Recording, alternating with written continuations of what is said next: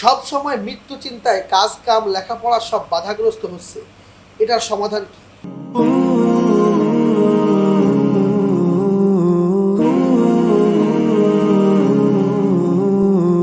প্রিয় ভাই, মৃত্যু চিন্তা আমাদেরকে করতে হবে, এটা করাটাই উত্তম। কিন্তু মৃত্যু চিন্তা এমন পর্যায়ে নিয়ে যাওয়া যাবে না যে আমাদের দুনিয়াবি কাজকাম, দুনিয়াবি লেখাপড়া, চাকরি বাকরি, ব্যবসা বাণিজ্য আমাদের ভুট হয়ে যায়, বন্ধ হয়ে যায়, এমন পর্যায়ে নিয়ে যাওয়া যাবে না।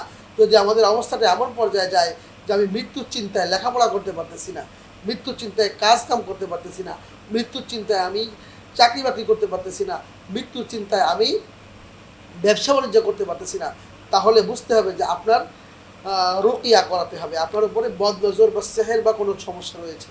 কারণ মৃত্যু চিন্তায় নিজের এই বাস্তব জীবনের সব কাজ কাম ফেলে রেখে শুধুমাত্র মৃত্যুর জন্য অপেক্ষা করা, মৃত্যুর জন্য টেনশন করা, এটা মুমিনের কাজ নয়, এটা রাসূলুল্লাহ সাল্লাল্লাহু আলাইহি ওয়াসাল্লামের সুন্নাহ নয়, এটা রাসূল সাল্লাল্লাহু আলাইহি ওয়াসাল্লামের সাহাবা আজমাইন রিদওয়ানুল্লাহি তাআলা আলাইহিম আজমাইন তাদের কাজ নয়। প্রিয় ভাই, হযরত উসমান রাদিয়াল্লাহু আনহু প্রায়ই গোরস্থানে যেতেন, কবরের কথা মনে পড়লেই কান্না করতেন। অথচ উসমান রাদিয়াল্লাহু আনহু ছিলেন সেই সময়কার আরবের সবচেয়ে বড় মার্চেন্ট ব্যবসায়ী।